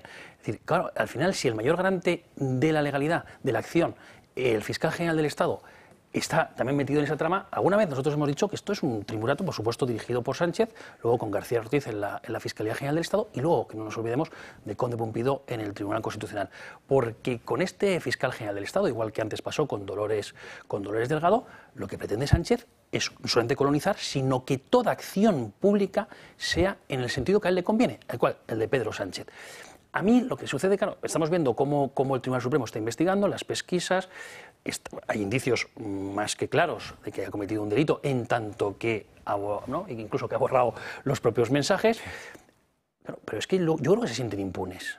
O sea, yo creo que el Partido Socialista se siente absolutamente impune, porque además estamos viendo, por desgracia, un Tribunal Constitucional que en vez de ser garante de la Constitución y velar realmente porque las leyes y porque no se vulneren derechos fundamentales, es decir, los recursos de amparo planteados por los españoles, en vez de estar en esa cuestión, se ha convertido en una especie de sala de casación, por el cual puede anular sentencias dictadas por el Tribunal Supremo. Y esto es sumamente grave, porque ¿qué ha dicho Conde Pumpido? Si al final, por ejemplo, resulta que es condenado García Ortiz y demás, puede que, curiosamente, hubiera un fallo en el procedimiento que haya vulnerado el derecho a la defensa del señor García Ortiz y, por tanto, la sentencia quede anulada por vulneración de un derecho fundamental, por ejemplo, del artículo 24 en su texto constitucional. Es decir, que todo lo armatoste de las instituciones que deberían velar por la separación de poderes, por el principio de legalidad, no que menos en un Estado democrático de derecho, lo tiene este señor corrompido, me refiero a Pedro Sánchez y sus secuaces, al servicio de ellos. Esto algún día caerá, y no hay duda de ello, caerá seguro, pero la cuestión es que tal es la trama de corrupción de todo el legado del Partido Socialista y de Pedro Sánchez en particular, que desmontar esto va a ser complicado. Por eso hay que hacer una oposición total y frontal y estar todos los días hablando pues sinceramente de los sinvergüenzas que son. Nacho Catalá. Sí, es que esto es descorazonador. O sea, es que la Fiscalía ocupa un lugar central en la confianza de los ciudadanos en la justicia, en el Estado de Derecho, en las garantías que todos tenemos. Y que resulte que el fiscal general del Estado, en el momento en el que se ve inmerso en una causa por parte del Tribunal Supremo, borra mensajes, resetea teléfonos, le faltó tirarlo al estanque del Retiro, en un comportamiento típico de cualquier delincuente de poca monta que lo que quiere hacer es borrar las pruebas para que la justicia, la que, por cierto, García Ortiz debería hacer que funcione, para que la justicia no le pueda seguir la pista. Es que Álvaro García Ortiz no es que no solamente no pueda seguir siendo fiscal general de Estado, no debería ser fiscal nunca más, debería ser apartado del Ministerio Fiscal. Esa es una de las que es previsible la sentencia que en su día llegue, ¿no? Que le aparten de la carrera fiscal. Y el problema de todo esto, ¿no? Yo confío, soy de esos que creen que España siempre ha sido muchas veces mejor que sus gobernantes y que ha salido de atolladeros peores que estos. Pero el problema es que cuando miremos hacia atrás, porque el amo, el sanchismo, caerá. Pero cuando eso sucede y echemos la vista atrás, veremos estos años como una de las épocas más infectas y más oscuras de la historia reciente de España. Y con algo de autorreflexión. ¿Qué mal teníamos diseñado este país que ha permitido basuras como estas que les contamos a ustedes cada día? Qué mal están construidas las universidades y dependen de tipos como los que antes hablamos. Qué mal están las fiscalías y este tío se queda ahí, porque no les quepa duda. La gente, los funcionarios, qué mal está Hacienda, qué mal está la Fiscalía, que se producen filtraciones de ciudadanos contribuyentes. Pero no hay sindicatos en la agencia tributaria de sobras. ¿Y qué han hecho? Nada. Nada de nada. Y los pocos funcionarios que hablan, están hablando cuando están al filo del precipicio. Dice, sí, bueno, pues voy a hablar porque es que yo no me puedo permitir perder mi sustento. Hasta que no llega el momento perder el sustento, callaos, boca cerrada, que aquí ya sabes que tienen muy mala leche y van a por ti si hablas. Pero yo creo que también hay que hacer una crítica como sociedad. Es decir, cuantísima gente se ha creído que esto es una coalición de progreso. Cuantísima gente, de alguna manera, ha justificado y ha dicho, bueno, pueden que sean corruptos, pero a mí me vale esto, me vale que pacten con proetarras, me vale que pacten con Youth, me vale que pongan en jaque la soberanía nacional. Sí, a cambio, pues se frena a la ultraderecha, o lo que ellos tenían en la cabeza que era la ultraderecha. Quiero decir, hay una parte importante de la población que se ha creído un discurso de esto del gobierno de coalición, de la coalición de progreso, que también yo creo que hay que educar en pedagogía. Cuando miremos hacia atrás diremos, sí, lo hemos hecho mal, pero como sociedad también se ha fallado, porque hubo un montón de españoles que realmente tenían en la cabeza que el Partido Socialista era la mejor solución a lo que entonces se querían los problemas de España, pero con tal de que no gobierne siempre el adversario, porque para ellos el adversario, como está demonizado, pues todo es posible. Entonces, cuando todo es posible, todo es justificable. Me ha gustado el titular superior que teníais, que ponía García Ortiz camino del banquillo. Era como si fuera su camino natural, ¿no? Camino del caso. Como no puede ser de otra manera. Claro que va camino del banquillo, pero que un fiscal general vaya camino del banquillo, siga en su puesto y se le esté justificando, pues hombre. Y además con pedestres excusas como, no, es que es inocente y por eso borro los mensajes. Claro, sabemos que una persona que no tiene que ocultar, lo primero que hace es borrar los mensajes y tratar, como decía Catalá, de casi lo meten en microondas y le da al microondas para que toda se fundiera la SIM, ¿no? Entonces, sí, y sobre todo que como es también una norma entre todos estos que tienen problemas judiciales, el no querer hablar, han dejado pasar mucho tiempo en el que hemos ido conociendo los mensajes que se cruzaban unos fiscales con otros. De hecho, más arsénico, sí, por favor. Oye, date prisa, que nos conviene ganar el relato. ¿Pero qué me está contando? Y eso ha pasado con Begoña, y eso ha pasado con Cristina Álvarez, y ha pasado con el hermano músico, y ha pasado con todos.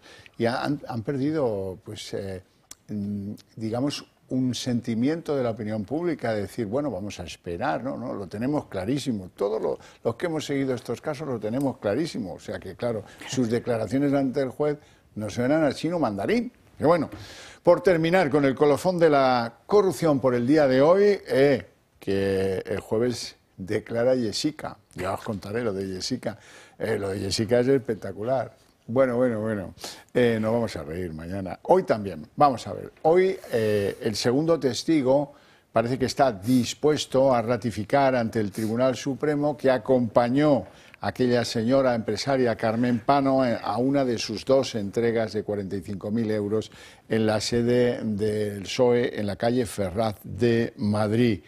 Así es que, bueno, pues ya tenemos algo más. Este hombre se llama Gallego, ayer lo citó ella, dijo que una vez fue en taxi, y que la otra, este hombre Álvaro Gallego, de las sentinas de los negocios, no sé ahora mismo de quién, si de Aldama o del de Villafuel, de Claudio.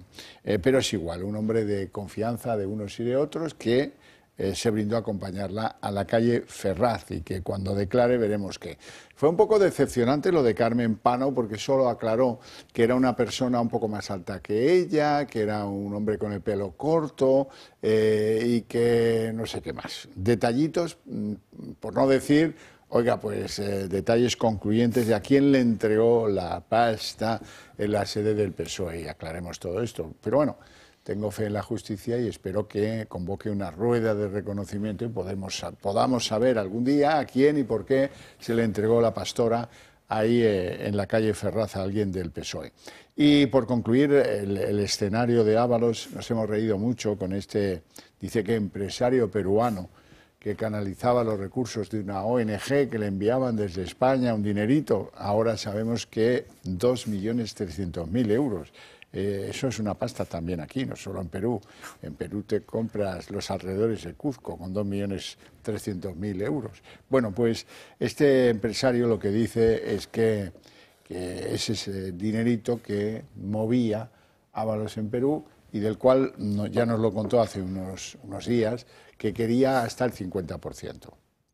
Mira que en Perú están curados de escándalo en materia de comisiones a políticos y a militares, pero esto les pareció que lo de Ábalos superaba con creces lo posible.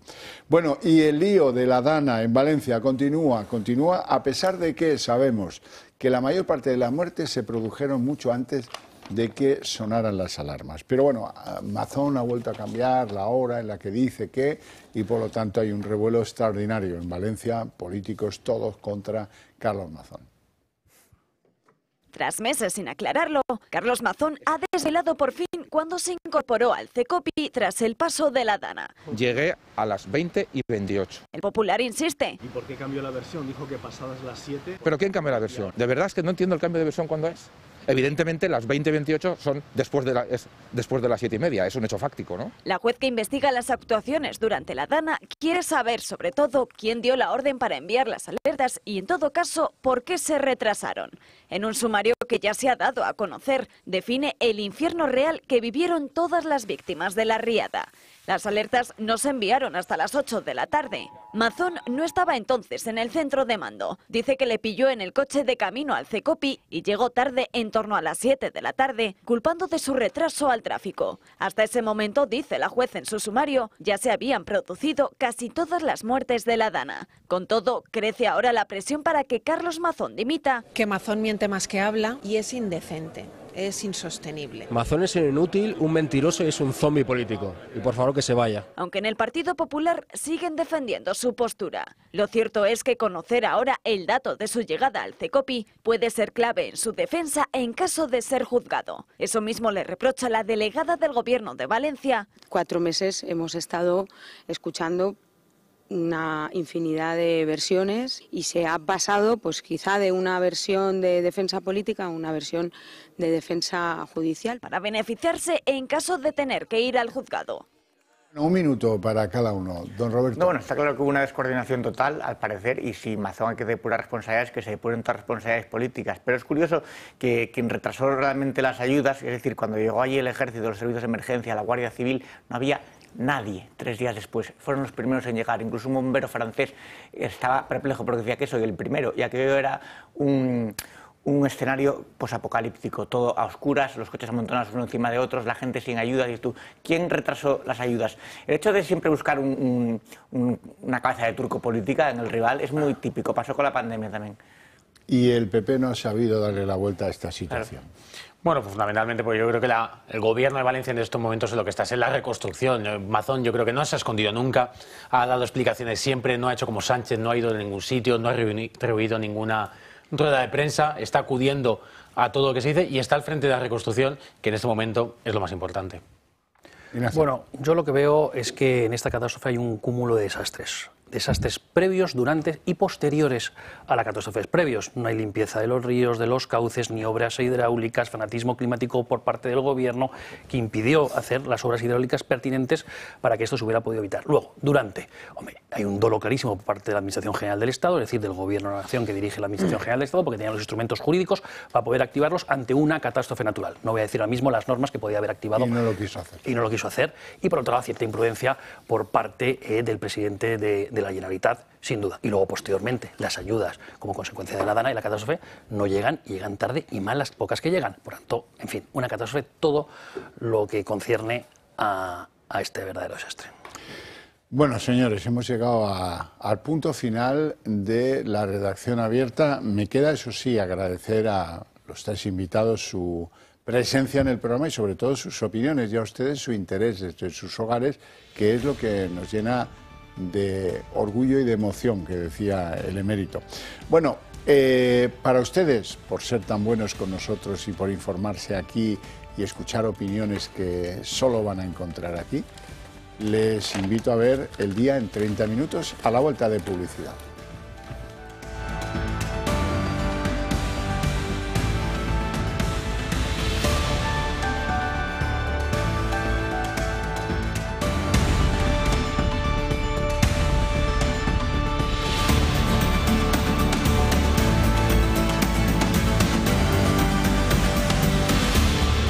El día en 30 minutos. Hoy era el día grande, el día que se presentaba en sociedad el plan de condonación de la deuda, 83.000 millones, como le cuesta decirlo a la ministra de Hacienda, ante las comunidades autónomas. Y las comunidades autónomas del Partido Popular han decidido plantar al Gobierno y plantar a María Jesús Montero, abandonando ese consejo en el momento en el que han empezado a debatir sobre el reparto de esos 83.000 millones de supuesta deuda condonada. Dicen los del PP que no van a aceptar las migajas del pacto de Sánchez con los independentistas. Lo que sucede es que el Gobierno cuenta con la mitad de los votos en ese Consejo Fiscal y Financiero y que además se ha quedado con los representantes de Asturias, de Navarra, del País Vasco, de Cataluña y de Castilla-La Mancha.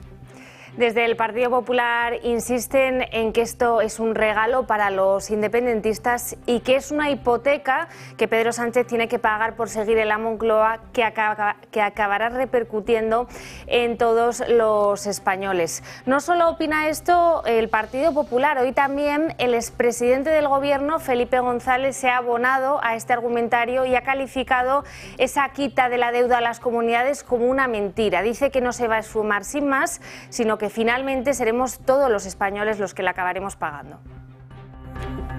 De pronto dice, no, pero para todo el mundo va a ver quién se opone a que le quiten. Es decir, quitar deuda a una comunidad autónoma no significa quitar deuda a los españoles. ¿Se entiende bien esto? Es cambiar la deuda de aquí a aquí, pero no es quitar. La propuesta de la quita de la deuda que ha sido aprobada hoy en ese Consejo Fiscal tiene que pasar ahora por el Congreso de los Diputados, donde el Partido Socialista no cuenta con todos los apoyos. Desde el Partido Popular insisten en que ellos no van a apoyar de ninguna manera lo que califican como un regalo, como un chantaje de los independentistas, pero Pedro Sánchez cree que van a cambiar de opinión. Hoy el presidente del Gobierno arremete contra las contradicciones, contra los cambios de opinión de Alberto Núñez Feijóo y dice que se lo piense bien y que no le ocurra lo mismo que le pasó con la revalorización de las pensiones.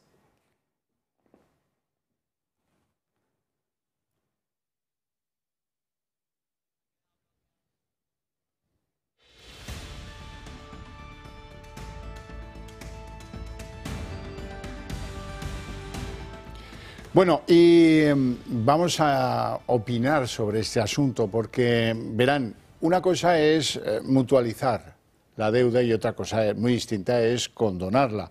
¿Qué pretende esto de mutualizar la deuda, que es lo que de verdad está ocurriendo? Pues lo que pretende es que, oiga, pues mire, una buena parte de lo que deben los catalanes a partir de ahora lo vamos a deber todos.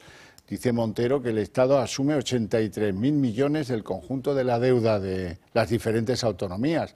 Pero eso no quiere decir que la deuda desaparezca ni que se perdone, sino que cambia su titularidad y que en lugar de deberla Cataluña o Andalucía, a partir de ahora la debe España. La quita de las deudas autonómicas es un trampantojo para poder acomodar los pactos que hace Sánchez con los independentistas catalanes. Y la verdad es que ha durado apenas 2 días el truco, porque hoy la critica hasta Felipe González, que acaba de recordar, como han visto, que aquí nadie está condonando nada, sino que ahora la deuda de algunos condonados la vamos a pagar entre todos. Es verdad, y además existen razones morales más que sobradas para cuestionar este plan de condonación de la deuda. En primer lugar, no son las comunidades autónomas peor financiadas, que les quiero recordar, son la Comunidad Valenciana y Murcia los principales beneficiarios del plan de las condonaciones. Y en segundo lugar, la condonación nos lleva a todos por el camino de la perversión política. Se está premiando a los que han gestionado el dinero público peor. Se está premiando a los que se lo han gastado en gastos identitarios alejados del bien común de los ciudadanos. En cambio, las comunidades que han sido virtuosas o más virtuosas, los que no tienen deuda o los que la tienen mucho más chica, esos son los llamados a pagar la deuda engordada del Estado español. Vamos, que el plan mutualizador de la deuda es un soberbio disparate. La quita de la deuda a Cataluña ha monopolizado hoy el debate en el Congreso, donde Partido Popular y PSOE se han intercambiado reproches a cuenta de esta nueva cesión al independentismo. El plan del PSOE de encubrir el favor a Esquerra Republicana y condonar la deuda a Cataluña ha durado tan solo unos días. El propio Felipe González pone en entredicho la propuesta y la califica de mentira. Es decir, quitar deuda a una comunidad autónoma no significa quitar deuda a los españoles. ¿Se entiende bien esto? Es cambiar la deuda de aquí a aquí. La polémica ha centrado la mayor parte de la sesión de control al Gobierno. Un tenso rifirrafe han protagonizado Alberto Núñez Feijóo y Pedro Sánchez. El líder de los populares acusa al presidente de ceder otra vez a las peticiones de los independentistas. Pregunta si condono o condeno, señor Sánchez. Para la mayoría de España la condena es usted, que nos obliga a pagar las hipotecas de los suyos y sus tropelías. Sánchez defiende su postura y presiona a Núñez Feijóo. ¿Usted de verdad ha pensado lo de la condonación de la deuda? Lo digo porque son 83.000 millones de euros que van a dejar de pagar las comunidades autónomas. No le vaya a pasar como con las pensiones y la revalorización, que queda atrapado en sus propias contradicciones. Piénseselo mejor, señoría.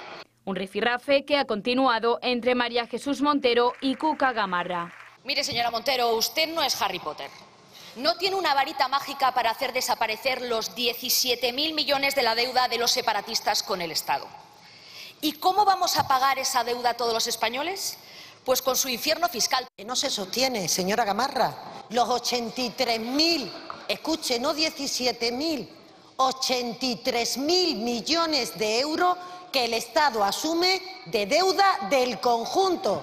La que ha traicionado a su país comprando el sillón de su jefe con el dinero de todos es usted. Fuera del hemiciclo, Sumar apoya la propuesta y culpa al PP del endeudamiento de las comunidades, mientras que Esquerra saca pecho de lo acordado. Es que este es un problema creado por el Partido Popular y que ahora el Gobierno está empezando a resolver. Quien no quiera que su comunidad autónoma tenga menor deuda, que lo explique.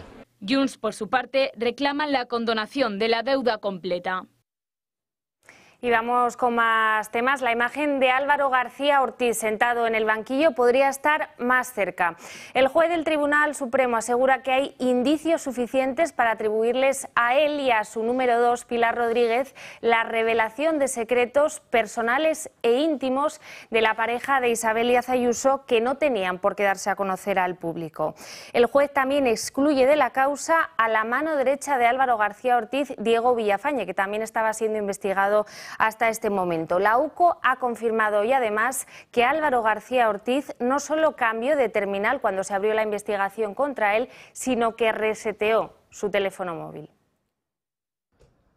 El juez Hurtado se reafirma y ve indicios de que Álvaro García Ortiz cometió un delito por publicar datos personales de González Amador. Así lo acredita en un nuevo auto que refuerza aquel en el que prueba la evidencia del borrado de datos de su móvil, casualmente el mismo día en que se conoce su imputación. De hecho, la UCO, en un nuevo informe remitido al Tribunal Supremo, apunta que el fiscal general del Estado no solo habría eliminado pruebas del dispositivo, sino que también lo habría reseteado una vez abierta la causa. En su escrito, el juez destaca que haya indicios de delito, dado el interés que mostró en hacerse con el correo con los datos de la pareja de Isabel Díaz Ayuso. Informaciones que dice el propio juez Hurtado eran personales y que destaca fueron publicadas en los medios tan solo 5 minutos después de que Álvaro García Ortiz las hubiese recibido. El instructor del caso pone el foco también en su mano derecha en la Fiscalía de Madrid, Pilar Rodríguez. Sobre ella destaca que mantenga la investigación por su pasaje en el que le daban ganas de meter un poquito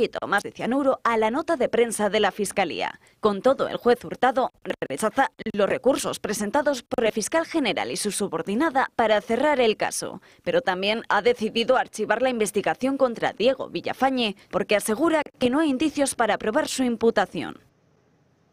La asesora de Begoña Gómez en la Moncloa, Cristina Álvarez, ha vuelto a sentarse hoy en el banquillo de los acusados por segunda vez en la causa contra Begoña Gómez. Dice Cristina Álvarez que ella no hacía gestiones con la Universidad Complutense por cuenta de Begoña Gómez, a pesar de que su correo aparece en la dirección de la Universidad Complutense. Y dice Cristina Álvarez también que hasta el momento de la firma del acuerdo de colaboración ella no hizo gestión alguna con las compañías Reale o Google, que eran financiadoras del proyecto. Ojo con el matiz, porque ¿qué pasa? Que hasta que se firmó el acuerdo y tal vez después sí, ¿o a qué viene esa precisión temporal tan curiosa? Cristina Álvarez, la asesora de Begoña Gómez, vuelve a sentarse en el banquillo, esta vez en calidad de imputada. Solo ha contestado a preguntas de su abogado y ha negado haber realizado gestiones con la Universidad Complutense antes de crearse la cátedra de Begoña Gómez. La mayor parte de la declaración de Álvarez, que ha durado apenas 10 minutos, ha girado en torno a la cátedra de la Complutense. La asesora, aparte de manifestar al juez Peinado desconocer los motivos por los que la investiga, asegura que no tuvo nada que ver con la creación de la cátedra y que no contactó con ninguna de las empresas patrocinadoras como Reale o Google antes de firmar el convenio el 30 de octubre del año 2020. Asegura también que nunca se ha servido de su cargo para beneficio propio o de terceros. Álvarez ya declaró en calidad de testigo el pasado 20 de diciembre. Entonces aseguró que fue contratada en 2018 para gestionar la agenda pública y privada de Begoña Gómez. También justificó que su nombre apareciera en determinados correos de la Complutense. Según dijo, a veces la ponían en copia para organizar la agenda de la mujer del presidente. También han pasado por los juzgados de Plaza Castilla otro cargo de la presidencia del Gobierno, quien colocó a Cristina Álvarez en el puesto, además de 2 cargos de la Complutense y los representantes de Google, Indra y Telefónica. En las últimas horas, además, ha salido a la luz la declaración de Begoña Gómez ante el juez Peinado. La mujer del presidente negó haber sido contratada por ser la mujer de Pedro Sánchez y admitió que registró la marca del software, pero que jamás hubo ánimo de lucro. ¿Considera usted que fue contratada en el Instituto de Empresa por ser, en el momento en que fue contratada, mujer del presidente del Gobierno? En ningún caso, jamás, porque ya en 2017 se producen las primeras conversaciones, por lo tanto no viene... Y Álvaro Gallego, la persona que presuntamente habría acompañado a la empresaria Carmen Pano a entregar 90.000 euros en bolsas de plástico en Ferraz, estaría dispuesto a corroborar esta información ante el juez. Esto sucede después de que ayer la propia Carmen Pano, ante el juez en el Supremo, ratificase que había un testigo que la había acompañado en 2 ocasiones a Ferraz a hacer entrega de ese dinero. Según declaró ella misma, Álvaro Gallego también estuvo presente en su domicilio cuando un emisario de Claudio Rivas le hizo entrega de este dinero. Según desveló ella también ayer ante el juez, Pano y Gallego entregaron una parte a Víctor de Aldama y este les obligó que acudieran a la sede del PSOE sin mediar ningún tipo de explicación para entregar la mitad de esa cantidad. Bueno, y en el sumario del caso de la Dana en Valencia resulta que empiezan a aparecer datos incontrovertibles. Dice ese sumario que la mayoría de los fallecimientos que allí se produjeron tuvieron lugar pues antes de que llegase a los móviles de la población la alerta. Eso fue a las 8:11, como probablemente recuerden. Según la magistrada de Catarroja que investiga homicidios y lesiones imprudentes en esto de la Dana, el aviso fue tardío y erróneo, porque además muchas de las víctimas murieron en garajes o en plantas bajas de las que nadie les advirtió que ahí no debieran resguardarse. En lo político, pues sigue la bronca. Hoy Carlos Mazón volvía a cambiar su versión de los hechos y decía que llegó al puesto de mando a las 8:20 y eso desataba, o volvía a desatar, mejor dicho, la jauría de la izquierda contra el presidente de la Comunidad Valenciana, el hombre del PP, Carlos Mazón. Tras meses sin aclararlo, Carlos Mazón ha desvelado por fin cuándo se incorporó al CECOPI tras el paso de la Dana. Llegué a las 20:28. El Popular insiste. ¿Y por qué cambió la versión? Dijo que pasadas las 7... ¿Pero quién cambió la versión? De verdad es que no entiendo el cambio de versión cuándo es. Evidentemente las 20:28 son después de las 7:30, es un hecho fáctico, ¿no? La juez que investiga las actuaciones durante la Dana quiere saber sobre todo quién dio la orden para enviar las alertas y en todo caso por qué se retrasaron. En un sumario que ya se ha dado a conocer, define el infierno real que vivieron todas las víctimas de la riada. Las alertas no se enviaron hasta las 8 de la tarde. Mazón no estaba entonces en el centro de mando. Dice que le pilló en el coche de camino al CECOPI y llegó tarde en torno a las 7 de la tarde, culpando de su retraso al tráfico. Hasta ese momento, dice la juez en su sumario, ya se habían producido casi todas las muertes de la Dana. Con todo, crece ahora la presión para que Carlos Mazón dimita. Que Mazón miente más que habla y es indecente. es insostenible. Mazón es un inútil, un mentiroso y es un zombi político. Y por favor que se vaya. Aunque en el Partido Popular siguen defendiendo su postura. Lo cierto es que conocer ahora el dato de su llegada al CECOPI puede ser clave en su defensa en caso de ser juzgado. Eso mismo le reprocha la delegada del Gobierno de Valencia. 4 meses hemos estado escuchando una infinidad de versiones y se ha pasado pues quizá de una versión de defensa política a una versión de defensa judicial. Para beneficiarse en caso de tener que ir al juzgado. Y el fundador de Podemos, Juan Carlos Monedero, ha pedido la baja como profesor de la Complutense después de la denuncia de una alumna por presunto acoso sexual.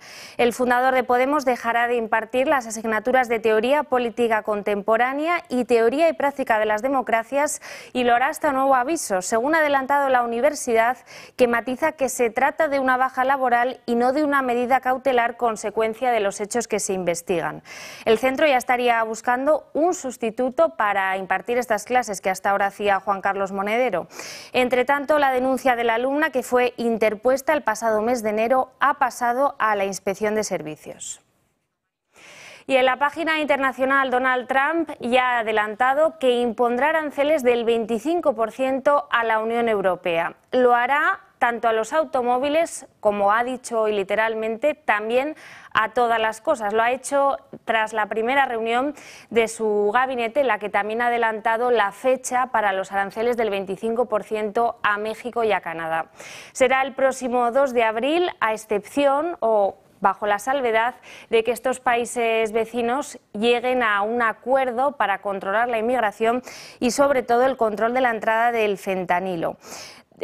Seguiremos informando de estas dos cuestiones, pero ahora tenemos que contarles la otra gran noticia que nos llega hoy desde Estados Unidos, y es ese acuerdo con Volodymyr Zelensky para llegar a un tipo de acuerdo para ambas partes sobre las tierras raras. Ha sido anunciado por el propio Donald Trump, que además ha adelantado que el presidente ucraniano previsiblemente viajará este viernes a Washington para cerrar todos los detalles de ese acuerdo. Del pacto de momento se sabe poco, solo que será un pacto para explotar conjuntamente estos recursos naturales a cambio de la ayuda prestada durante la guerra a Kiev.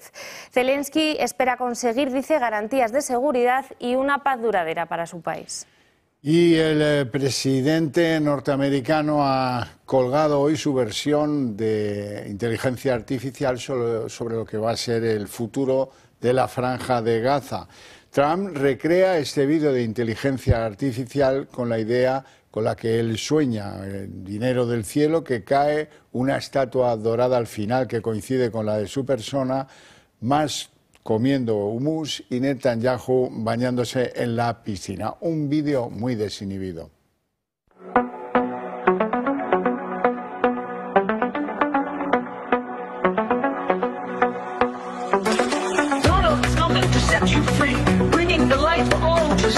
No more tunnels, no more fear. Trump Gaza is finally here. Trump Gaza shining bright, golden future, a brand new light. Feast and dance, the deal is done. Trump Gaza #1. Trump Gaza shining bright, golden future, a brand new light. Feast and dance, the deal is done. Trump Gaza #1. Y miles de personas se han concentrado hoy en Israel para esa despedida, ese funeral de la familia Vivas. Los cuerpos de Siri Vivas y de sus dos hijos, Ariel y Kefir, fueron entregados a Netanyahu la semana pasada después de ser secuestrados el pasado 7 de octubre. El padre, que sobrevivió y que fue entregado a Hamás con vida también el pasado 1 de febrero, ha dado un emotivo discurso en una plaza repleta de banderas. Ha pedido perdón a su hijo mayor, Ariel, de 4 años, por no haberle salvado la vida. Bueno, Marina, y en Roma muchos españoles que quieren rogar por el Papa. Así es, tenemos nuevo parte sobre el estado de salud del pontífice. Se encuentra estable dentro de la gravedad, no tendría en estos momentos ninguna crisis respiratoria como las que ha sufrido en los últimos días, y el problema renal que sufría parece haber sido revertido en las últimas horas. Entre tanto, ya se lo decía Xavier, miles de fieles siguen llegando a esa plaza, a ese patio acudió en las inmediaciones del Hospital Gemelli para rezar, para unirse a esas plegarias por la salud del Papa Francisco. Hoy tenemos que contarles que un grupo de españoles, encabezados por el obispo de Menorca, se han sumado a esos rezos y han querido estar en estos duros momentos con el Papa Francisco. Y hasta aquí el día en 30 minutos. Les deseamos una feliz noche a todos los que decidan continuar con la señal del Toro, y le queremos dedicar el programa a Beatriz Dávila, nuestra compañera que nos deja esta noche. Para irse a un lugar mejor, y desde luego la vamos a echar mucho de menos en esta casa. Hasta mañana.